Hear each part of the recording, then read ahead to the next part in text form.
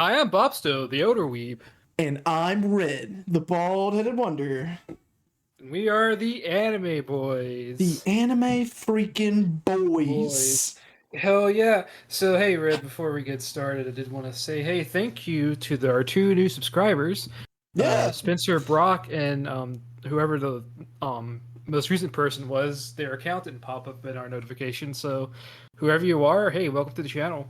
Glad Hell to have you. yeah. Welcome. We're so glad to have some new viewers, man. Exactly. Um, We're up at 56 now. hell yeah. Pretty We're a good. I little like it. respectful community. You know, we like to banter back and forth, and we're glad that you were interested enough in our content to give Yeah. us a good old sub. Indeed. Um, But and also before we get started properly, like, hey, if you like this video, give us a little like, comment, subscribe, even subscribe. talk about how you feel about this episode, because I'm sure there are some people with some very strong feelings about this episode, and we'll get into that. I feel We- bad, as you were talking about we- earlier. I feel we'll so yeah. bad for the So anime watchers. we'll get to it when we get to it. Let's not put the cart before the horse. I mean, you're Because right. I'm not blowing my yeah, load yet. I'm just saying yeah, in general. I yeah. You feel just had a bad for little the anime watchers, dude. got a little leakage coming out. Yeah, I got a little preemie going on. There you go. Well, hold on. Maybe Yeah. not used in that context. Yeah. Let me rephrase. No, definitely use No. that context. Okay. So, hey, Red, what'd you think of the new episode? Excuse me, I was taking a sip. No, this episode went off like I knew it would. Oh my gosh. I was a little disappointed, and then I was on a roller coaster of emotions in this episode. So I'm pretty sure everybody who watched this episode was on a roller coaster. All right, well, I guess we got to just hop into it. So we start off a little with where we left off at the ending there. Gojo's holding Riko by the scrunch of her dress like she's a cat. Yeah. And she's sitting there dangling like a fucking cat, too. Yeah. Like, oh shit, my maid's been captured. What we gonna do about it? And so I like this particular scene where they sort of regroup back, and Geito's talking about how he feels responsible for it because he left the maid to go find Riko and Gojo. Well, that's because the maid told him to go find him. Yeah. And I like this whole scene. At fault, it's the maid. Also, let my girl go. She's behind these bars. Yeah, dude. She's innocent, I tell you. She's innocent. No, it's really stupid because so for anybody who read the manga, we all know that this scene skipped. It was not covered in the manga at all. We went from her being captured. Before we talk about this, I did want to talk a bit more about the scene because I feel like this is stuff for after the scene. So mainly I want to talk about how this sort of touches on the main sort of theme with Riko's character, which we get into much later in the episode, that she starts to tear up because she realizes she hasn't said goodbye to her maid yet. So she is dead. She's like dead set. I'm coming with you guys. I don't care what you guys say. Okay, I see what you wanted to cover this for. Okay, yeah. Okay, I see where you're going. Yeah. Keep it going. Keep it rolling. And so Gojo, he comes up. He's looking all tense. He's like, "Well, we won't stop you, but if you decide it's too much for you, you're gonna have to go back on your own." And like this really fucking tense music is playing, only to be fucking juxtaposed by like, "Oh yeah, man, we're at the fucking beaches of Okinawa. This shit's great." And for anybody who read the manga, right?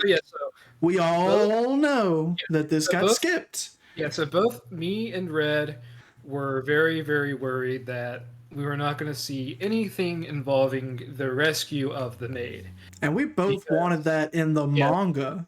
Because I'm pretty sure it was time constraint. Or I am 99% certain it is time constraint, especially. Or they knew that it was such these little petty, energy consuming little people whom they knew they could run over, and they felt no need, and more of a strategic and funny crack in time, as you would say, to put in, hey, we just rescued her. It was that fucking easy. Yes, they got their shit kicked in. Move on. That's the impression. It's just in the manga, it feels so weird. It does. It's just like a immediate cut. It's like, oh shit, did I miss something? Like, what the fuck's that? Like, you're flipping back to make sure it wasn't like a misprint or you just didn't read it right. Yeah. That happened. That usually I'm pretty good when it comes to reading comprehension in manga, even for some with more harder to dictate, like say like text bubbles, trying to figure out who's saying what in certain cases. But this was one of the cases where it's like, oh, this is weird. We didn't see like she's kidnapped and now she's not. And for the first half, they got us the fucking first half. They made us think Mappa's a bunch of bitches, dude. They made us think it was going to skip over it. Hell, once they got to the scene of them on the beach and the maid being there, they just hard cut to the fucking intro. Yeah, dude. And we're like, oh, what the fuck? And like me and Red were just sitting there like, oh, huh. I guess, maybe they also had a time constraint. Right. And then we get back to the beach, and that's where we find out, oh no, they were actually saving it, because when as you're talking about the rescue, they show us what happened. Yeah, because they cut to Gato and the maid talking. Yeah. And she's just like, I'm so sorry. And then it cut us over to fucking Gojo just kicking the door down and just coming in kicking this one dude in the fucking face. Gato sends his little dragon buddy into the room. I think it was that or just some random curse.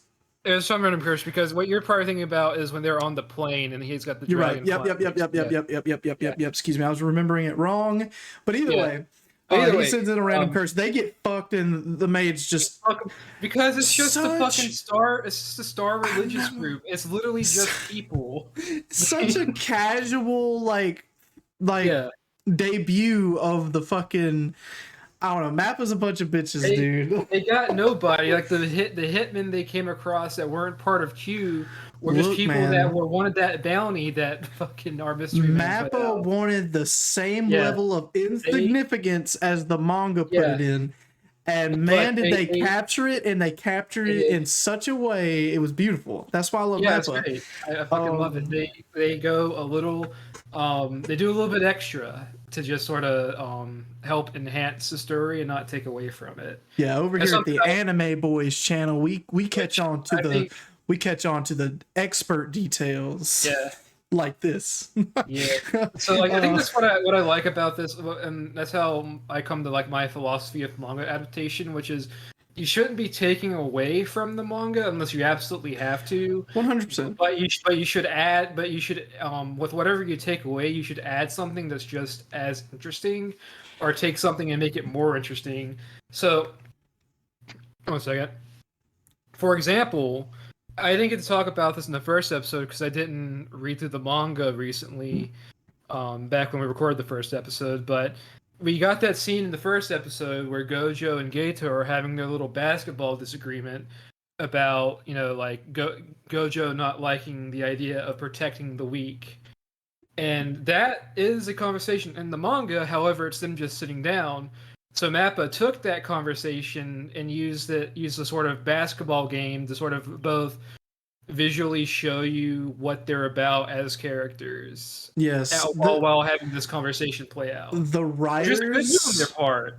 The writers for these are not writers, but the way that they put the scenes together, like, perfect. They make sure that it is interesting and that there's nothing that feels like dull.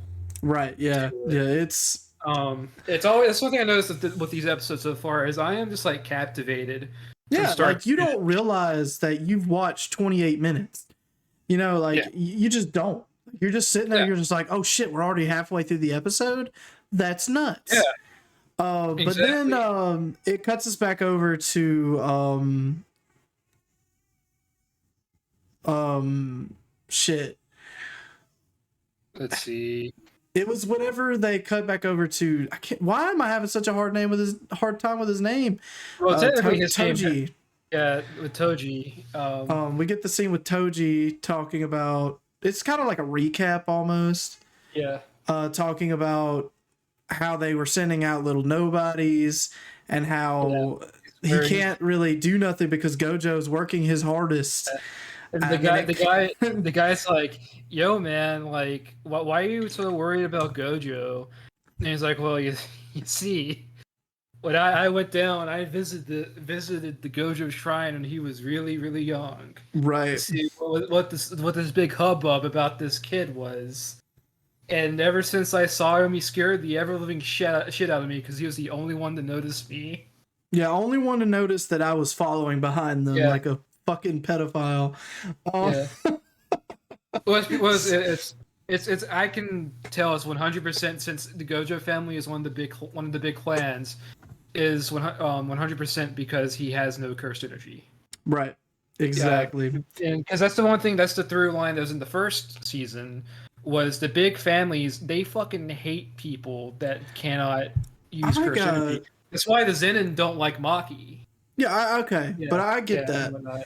Okay, so Toji, and this is just something I want to kind of touch on because it interests me ever since I read about it, okay? So Toji has the same thing Maki has, no cursed energy at all, right? Yeah. But Toji wasn't born with that. He was born with cursed energy.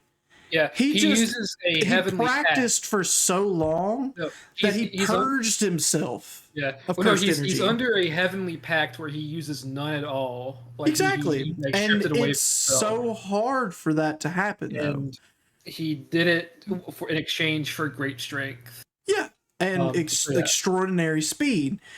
Okay, so given that, now during that scene where he was looking at Gojo, and Gojo saw him, had he made that pact yet? More than likely, because like I said, Gojo was the only one to notice his presence. Okay. That being said, if Gojo noticed his presence, it's either one of two things that happen.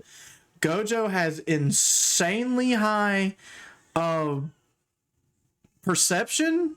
Yeah.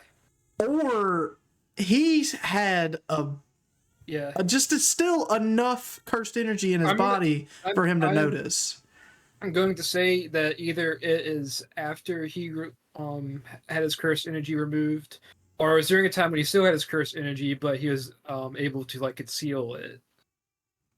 That's the only way I could think. I could think. That's been itching on my brain since I read about it. Who knows? Maybe Kid Gojo just had a crick in his neck and he just turned the other way at the right. Could have been just a slight. That would have been. Dude, imagine if that was the actual case. Like he rolls up on Toji. Yeah. Out of his like imagine if he resurrected and Toji's just like up on him. He's like, I remember that day, and then Gojo's just like, oh, that day? Yeah.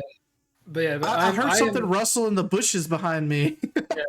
I'm inclined to believe that's probably after the fact because part of Toji's plan is wearing Gojo down because because he was able to perceive him.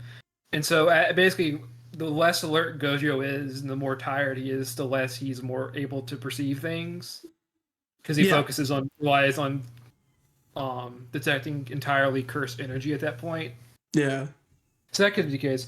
Anyways, I also just wanted to mention the little scene before this where it shows him on the plane and Gojo's just fucking mad dogging everybody. He's mad dogging everyone. Fucking Gato's got his little fucking dragon flying across the sky next to the plane. Yeah. Fucking, like I said this when we were watching it, but it looks like some fucking Studio Ghibli shit. Yeah, dude, it does. Yeah. I was thinking more around the lines of the Never-Ending Story. Yeah, I can see that too with Falcor. Falcor. You know, Falcor they found Falcor in some abandoned fucking warehouse in California. Yeah. That's just like how they found fucking the puppet for Hoggle from Labyrinth in a fucking suitcase. Yeah, it's nuts. People just collect these things, just leave them. Yeah, and then they become all decayed. They become all decayed and creepy because they weren't taken care of. Yeah, they were just stuffed in there for rats to chew on. Either way, sorry. Anyways, hey, it's time. Let's get back on track to it's a wholesome Okinawa vacation time. Yay! Oh, Let's all be immature and play with sea cucumbers. Go have fun. I like how Gojo's animated here. It's really me good. too, because he's in this like kid state, like this real childish form. And man, I love Gojo when he's in this like kiddie form of himself. Yeah. Like he likes to have fun. He doesn't care what people think about him in these moments in time. And it kind of reminds me of me, because like there are moments where I'm just kind of like super serious. Like I can be super serious when I want to be, but when I get to like joking around, I'm very animated. When I'm when I'm hyper or I'm hyped up about something, I'm very animated about what I like and what I do. And so like when I see that in Gojo, I don't know, it just kind of sets something off for me. I'm just like, dude, that's exactly how I would react in that situation, because that's just me. If I get like super interested in something and I get super talkative, I'm so animated. You can see my excitement. Yeah, man. So we get this just nice little montage of them going about their little itinerary that they made for the things that Riko wanted to do before she merges with Tengen. Yeah. And so they go out to like fucking these awesome like fucking flower fields, to play in the beach. They get to the fucking beautiful aquarium scene. Man, that shit was like really well done. I loved that whole like moment was really, really well animated. It was really pretty. Like the moment where she saw the whales like passing each other. Yeah. That was really, really good. It's also fucking diabolical considering what happens later in the episode. Because that's what I like about the way this arc is being handled, is it's using the humor to sort of lull you into this false sense of security that things are gonna be all right. These guys are fucking badasses. Yeah, there's nothing to worry about. Everything's gonna go on without a hitch, and nothing can go wrong. Happen.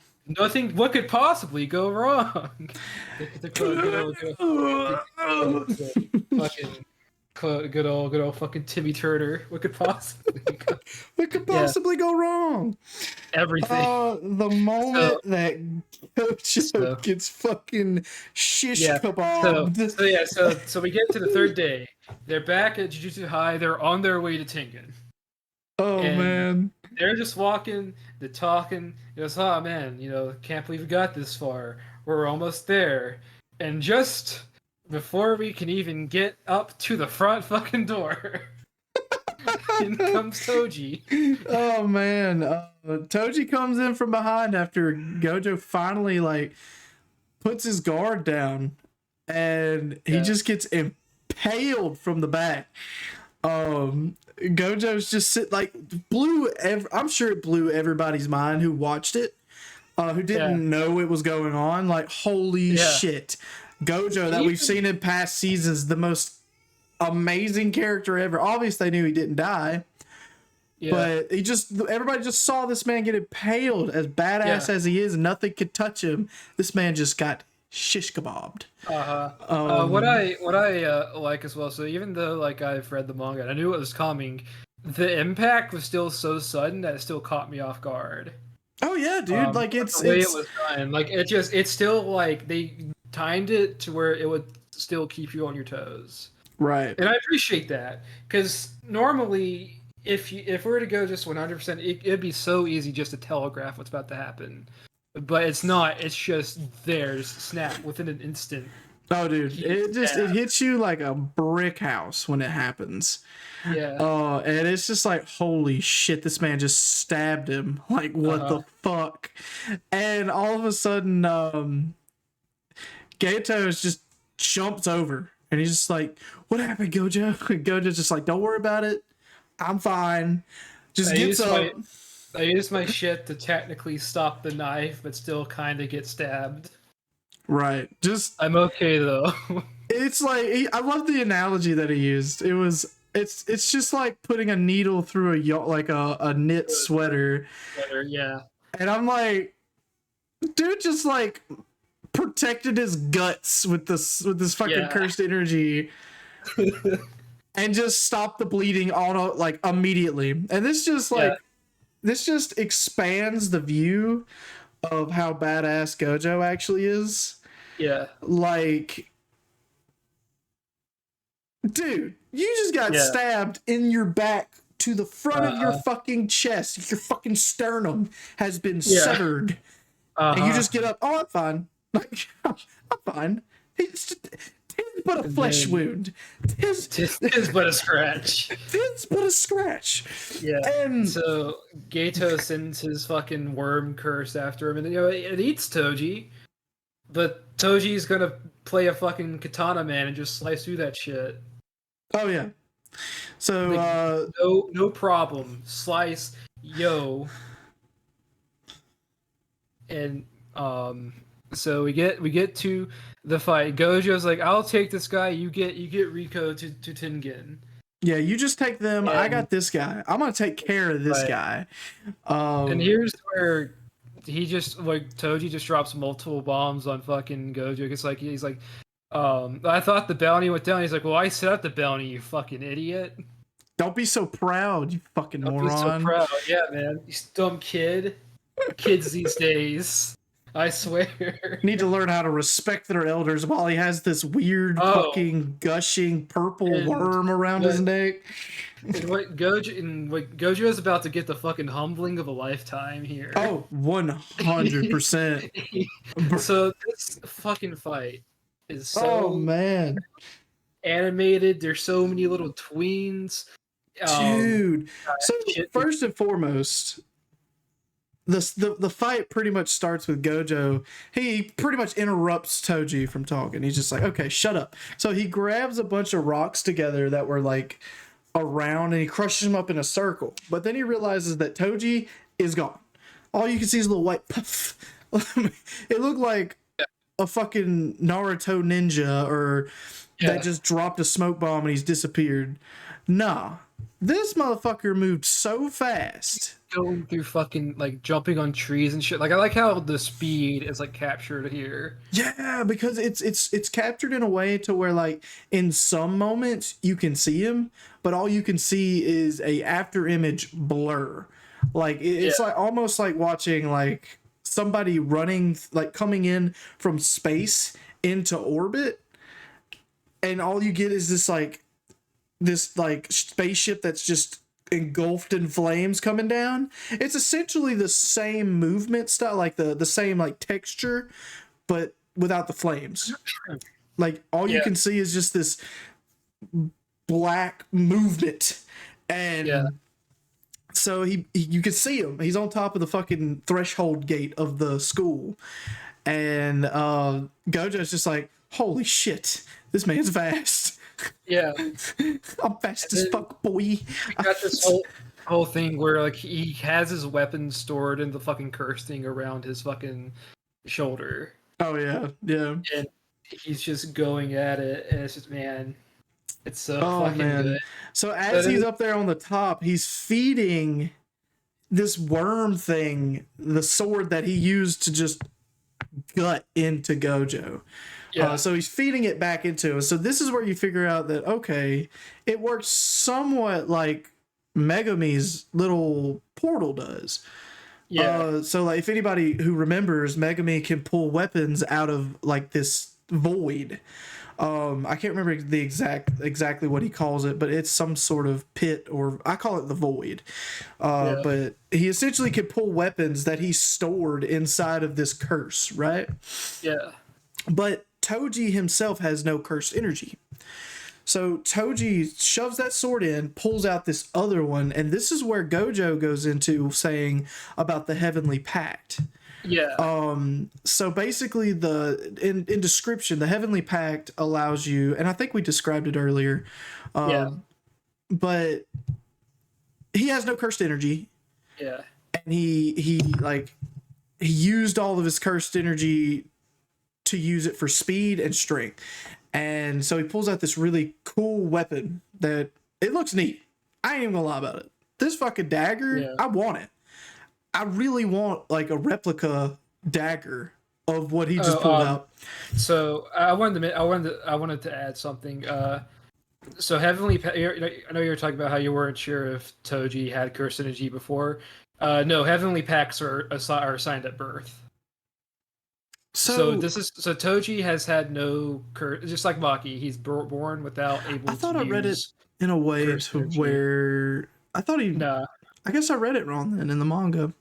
I could have swore he had it and he obtained perfection because the biker girl that trained Toto was talking about it. I'm not going to get into detail about the conversation, but Heavenly is something that there is. I'll have to go back and read it. There's some kind of exchange. Heavenly Packs are basically when someone is born, there's a weakness that's given to them in exchange for strength. So like Maki and Toji would be they have no curse energy, but they excel in strength and can use cursed weapons very well. Right. But or it's like Mekamaru, his body is fucked up, but he's able to use his powers in different ways.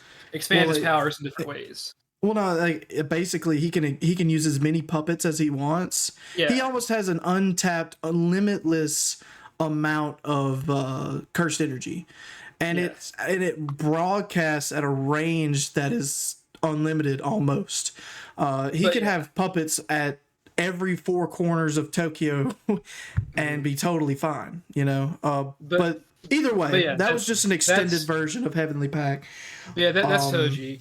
But anyway, so yeah, we get to this fucking place. It's this fucking shrine area, and at first Gojo is just like, "All right, I can just he's super fast. I need to just track the curse on him." And even that he finds hard to do. So he's like, "All right, fuck it. There's too much cover here.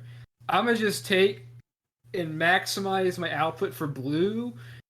To spin the animation of this is fucking insane. Dude, this looks so good.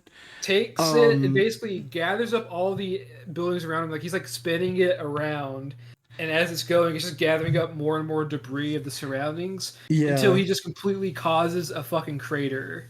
It's like an inversed crater around him. Yeah. That he just destroyed every building in the area, the ground, a few fucking trees got pulled into the mix, and we just get this like fog lifts up into the sky, and you could see Gojo just sitting in the center, like, "Ha, know where you're gonna hide now, pretty boy." And the moment that he realizes that he has the upper hand, he then realizes that he doesn't have the upper hand, because into the distance, into the woods, you just see a bunch of what do they call them? Fly heads, which is a curse. Basically, those really weak curses. Like if you, for those who watch the first season, for those who watch the first season, it's the same type of curse that Yuji was given to track down Junpei. Yeah. And they and I like the comparison Gojo had. He compared the releasing of all these fucking fly heads as like releasing chaff to like to disable computers and shit, or like tracking equipment. Yeah, I do too. This is actually really cool. It's really cool because basically he's tracking the cursed energy off of the curse on him, but now he can't do that because his curse is everywhere. He's receiving all the cursed energy at once. So it's because he's completely surrounded by these fly heads. And the moment he starts like trying to strategize, and he's just like, "Okay, I can't see him. I'm just going to use blue again. This is the best source or like timing to use blue." And then as he thinks about it, he's like, "Oh shit, he's after the target. He's after the girl." And he stops himself, turns around. Fatal fucking error. Fucking error. That's Toji pops up, and he's just like, "Yeah, I knew you would think about that, but just turn around." He takes this fucking blade, shoves it right through, and I love the way it looked, dude, because this blade, they explains it better in the manga, but this blade can cut through cursed energy. It's imbued Yeah. with a special effect that negates cursed energy, and he Yeah. goes Dude, past Gojo's the barrier. And I the love way the it way looks when it looked. pierces the barrier is really fucking good. Like this got this Yeah, like sort of green and like yellow kind of bluish. like Yeah, bluish tint to it. and it just like And he just just bashes through. It's like cutting into like a fucking plastic sheet, or like one of those stupid like bubbles that you can run in. That's the best way I can like think to describe it. But it was essentially like popping a hole in like one of those little plastic sheets, and he goes through that and right through Gojo's fucking neck, like yeah. from throat to Dude, and back of his throat. man, it's depicted Oh my so god. brutally. It's so fucking gruesome what happens. To see what is happening right now at these very moments, I cannot wait for the future parts of this fight, Yeah. and when we get to the And next just arc.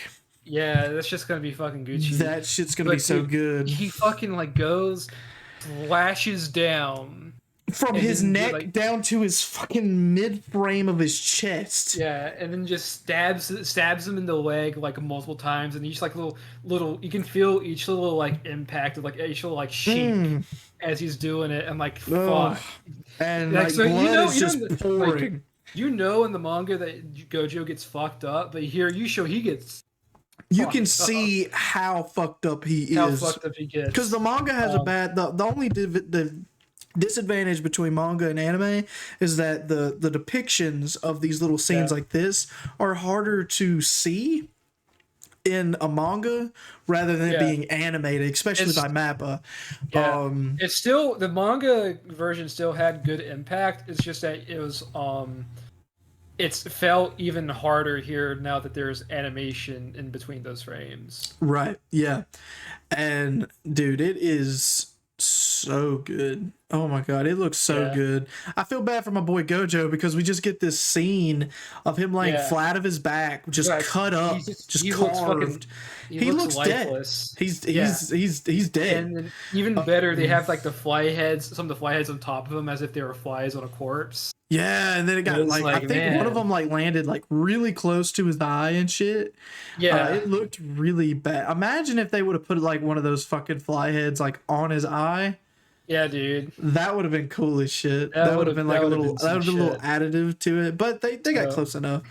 Yeah, so we cut back. So here's what's gonna get hard for us to contain our excitement. So we cut back. Where Gojo and Rico are almost at Tengen's chamber, and we're at the point where basically Rico has to walk on by herself because only those who are permitted to enter can enter. Yep. Oh shit! I wanted to mention something. Actually, I want to mention something I didn't think about in the Toji fight. One interesting thing is they whenever the Toji appears first, they're like, "Yo, how do you get past the barrier?" Which would be because he doesn't have curse energy, so he's not detected by the barrier. Right. But anyways, so we get back. So we get the scene where Gato like stops her before she goes, and he's like, "Well, you know, when we were told this, we were described this as being an erasure that our teacher wanted us to make sure we knew what the consequences of what were about to happen." And yeah, I love Gato essentially gives her the choice, like, hey, if you want to do this, you can, but if you don't, we can just leave.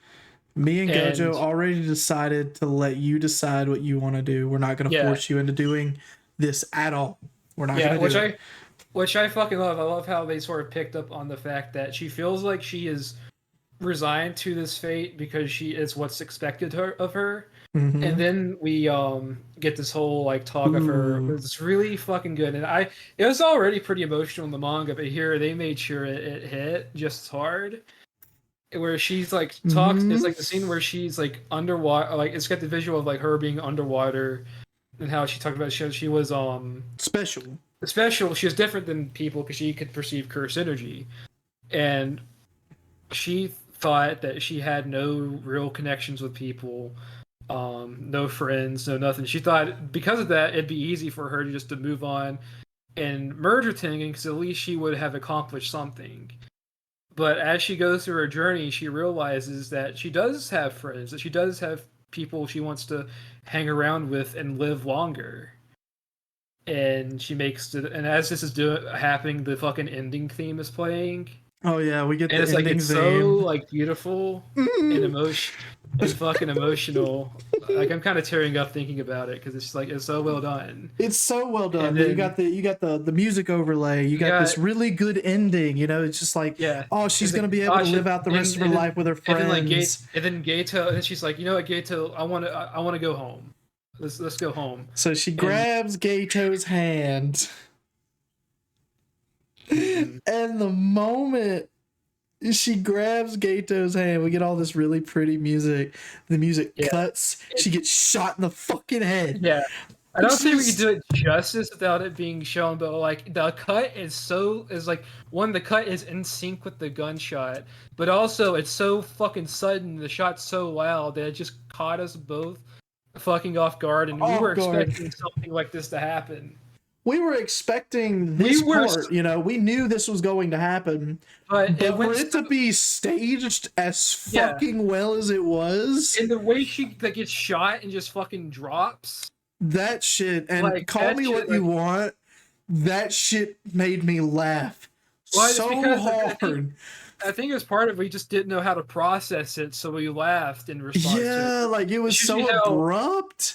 because that's how like, humans usually respond to things like that they just can't fully comprehend at the Manic moment. episodes are And they covered up by laugh. laughter, I think. Yeah, Until but they they realize, like, what the fuck yeah. just happened.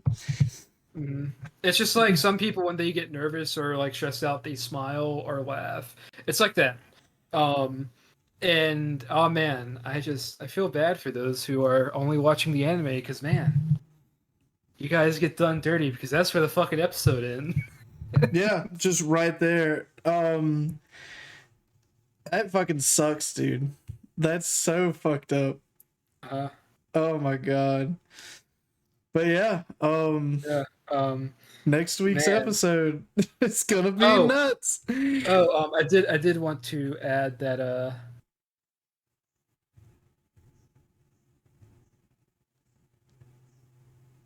that I'm trying to think you get that after fucking Rico gets gunned down by Toji, fucking Gato's just like, oh, where, why? And he's like, Why well, did you fucking do that? she's Like, the target. It's like, well, where's Gojo? I fucking killed him. he's It's just fucking like, dead. oh, And then Gato just like doesn't say anything else. He just pulls out his fucking curses, and he's just the only word he expresses, and this is cut with the episode. yeah, yeah. Dude, It cuts with the episode.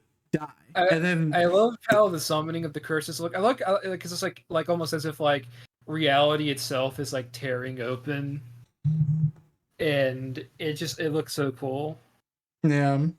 Man, I can't wait for the next episode. Me too. It's gonna be good. It's gonna be really good. So good. The next one is gonna be two of the best fucking fights, dude. Yeah. So that's what I sort of wanted to talk about here as well is I like how this, like I said before earlier, like this series, or at least this arc, uses a lot of its comedy to kind of lull you into this false sense of security, making you think, okay, things are gonna be good, things are gonna be all right. Things might not be as bad as they are, but then they just completely just fucking dig the knife in and go, nope, it's not. In fact, things are about to get much worse. I hate I hate the tide of the events because it's just everything's going so easy fucking peasy. Yeah. And then all of a sudden in one fell swoop, my boy Toji, he's like, nah, not today. Not today. Not today. Golly. Yeah, man. So on another note of the episode, me and Bopsto are thinking really hard about some new stuff we're planning on doing Yeah. with the channel. Yeah, Um, I'd save this for another video. I don't To be know. honest. I'm not going into Yeah. detail about So, it. All I'm saying um, is be tuned in to some things that we'll be covering. Because we got to do just a little bit more research on it, but we want to do something for you guys, and we're going to be doing a post about it on the channel as well as a video explaining what we'll be doing. But I'm not going to debut it, or I'm not going to show it to you guys or even tell you guys what it is until I do a little bit more research on it. So but we got something kind of neat planned. yeah. If it works. Mm-hmm. And even if it doesn't work, we'll tell you guys and maybe give us some input if we can't figure it out. But just stay tuned in. Stay tuned in. That's all I want to say. Yep. But But other than that, hey, that's another good episode. You know, I was talking with one of my other buddies from back home because I was telling him about, hey, like, I know you and your wife, watch anime, and y'all haven't gotten to Jujutsu Kaisen yet, but I was telling him about how the second season was starting off, and I was like, oh, it's starting off actually really good. In fact, I'd say with how it's being handled, that this is probably easily going to secure itself as like one of those anime classics. oh yeah, definitely. As It's like gonna be a thing that staple. people will go back to. This will be up there with like, say, like Naruto or It's One gonna Piece in be terms of like part iconic. of. It's gonna be part of the new umbrella, but it's gonna be on the top. It's already like in terms of manga, it's already part of what's considered like the new big three, which is like that, My Hero, and I think Black Clover. I want to say Black uh, Clover? yeah. No, Nah. no. In terms of manga big three, that's what I'm saying. Black Clover is part of the big three, though. I thought it was One Piece, Bleach, No, that's the old. No, Naruto. that's the old big three. There's and all those have ended except for One Piece, which I guess One Piece would still be technically in the big three because it hasn't ended yet. But My Hero and Jujutsu Kaisen are, I think, part of the current big three. My Hero is definitely part of the big three because I cannot wait for season 7. Yeah, Dude. but remember, whenever you discuss nuts. big three, take your conceptions of anime out of it and think manga, because that's what big three usually describes. Is the manga. But yeah, Jujutsu Kaisen is definitely up there. I do see Chainsaw Man being up there. Yeah. Oh, Chainsaw Man is definitely on the fucking rise, dude. As soon as they start pumping out some more volumes covering the next arc, which I think Bopsto's read a little bit further than me because I stopped at volume 11. Completely caught up with it. Exactly. I could. I mean, honestly, it's just a quick tap of a button for me. But I've been reading it as it's been going by week. Yeah, I hope. Oh, sorry. You go on.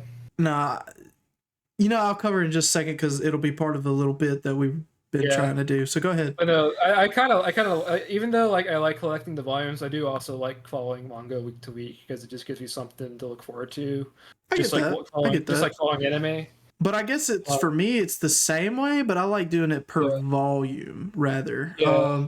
Just like My Dress Up Darling, I've been keeping up with it ever since it dropped. So it'd be easier if certain volumes would release monthly, or if we were close to being caught up with, say, like the Japanese releases.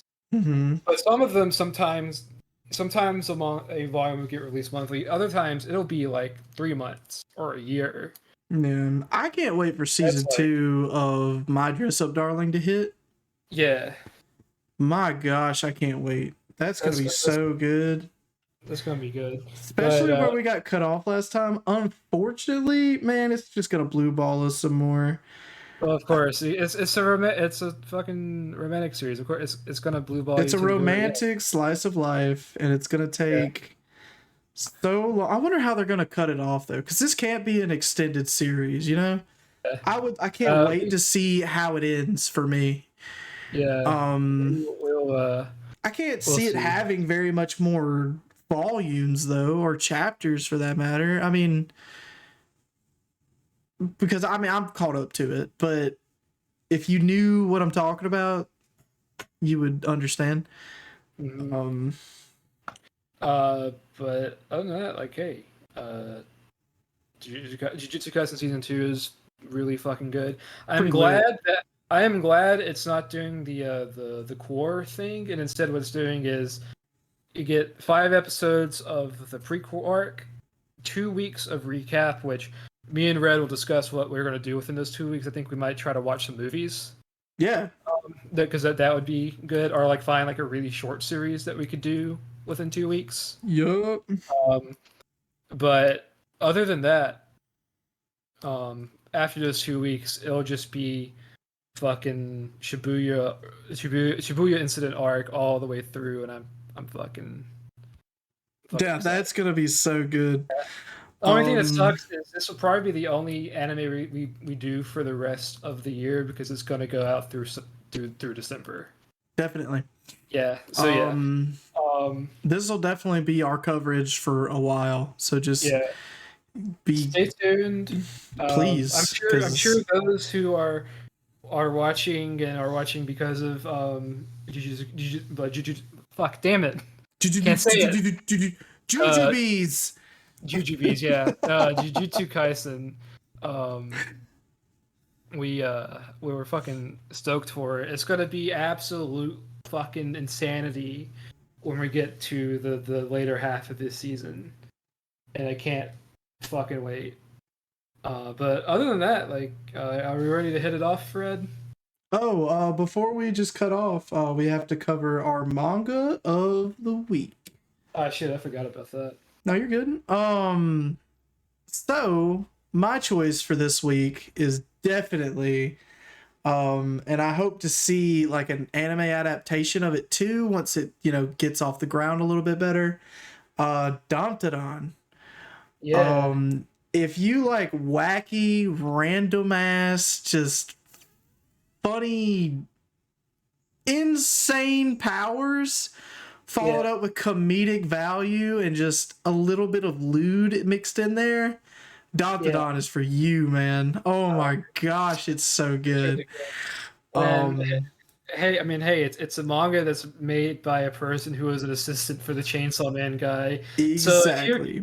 So that kind of explains like the craziness, because I don't know if you know this, Red, that the Chainsaw Man guy is quite the mad lad. There's a video of him out there attempting to levitate where he fucking jumps up in the air while like doing like a squat position. There's one thing where he got banned from Twitter because he made an account to impersonate where he acted like he was his sister, but he didn't even have a sister. What the fuck? He's a very odd guy, and it's kind of explains why his manga is the way it is. I mean, his manga is pretty weird, dude. Yeah. But it's good. It's good, off the fucking wall random. A lot of like the weirder people usually make the more iconic series, or like the more out there people. Like, so like I know you're not a big fan of it, but like the guy who does like JoJo, he's literally just like a dude that's like weird and is like obsessed with American culture and music. And that's like what his like that's how he came up with like JoJo and how he does it. And it's for some people, like the more eccentric they are, usually the better stories they tell, at least the more iconic stories they tell. But yeah, don't berate me for hating JoJo. I just can't get past it. He hasn't acquired the taste yet, but I'm sure it'll come one day. I can't. One day. I just can't. It's so hard. It's so hard. I think for my manga recommendation, I have to go very, very fucking hard on 20th Century Boys. I believe you've heard me talk about 20th Century Boys. I have heard you talk about this. So and I haven't read this yet, so I highly recommend it. It's so fucking good. So it is one of those manga that is considered like one of like the greats, like one of those manga like Berserk, that's like a bucket list manga. Like one of those manga you have to read. And it's for a good reason. It's like this really good story involving these like converging timelines and how like the main characters came up with this prophecy that a alien invasion would happen. And then as they grew up, somebody took that prophecy and you twisted it in a way to like make this like cult and like kill people, and there's like espionage, there's drama, there's fucking psychics. It gets absolutely like crazy, and it's like still grounded in reality. It also has this really neat thing where it's like where the guy who makes it does like period pieces usually within it. So like this one, it focuses a lot on like rock and roll culture from like the 70s and whatnot, and like it stages a lot of stuff around that type of music and whatnot, and it's really fucking good. Not to mention that the guy straight up made a song for the manga where Damn. he'll go to like events and perform this song, and it's a really good song that is in touch with the story, with the manga story on like an emotional level. And it's like Cool. it's such a good manga, and I've absolutely loved it. Okay. But that's Well, my manga recommendation for the week. now y'all have two new manga recommendations. If you do well, choose to read them. We both recommend these. But yeah, Bopsto, if you don't have anything else to add, buddy, Well, take it away. well, I'm Bopsto, the Otoweeb, And I'm Red, the bald-headed wonder, and you just got done watching the Anime Boys. the anime boys. Boys. See ya. See ya.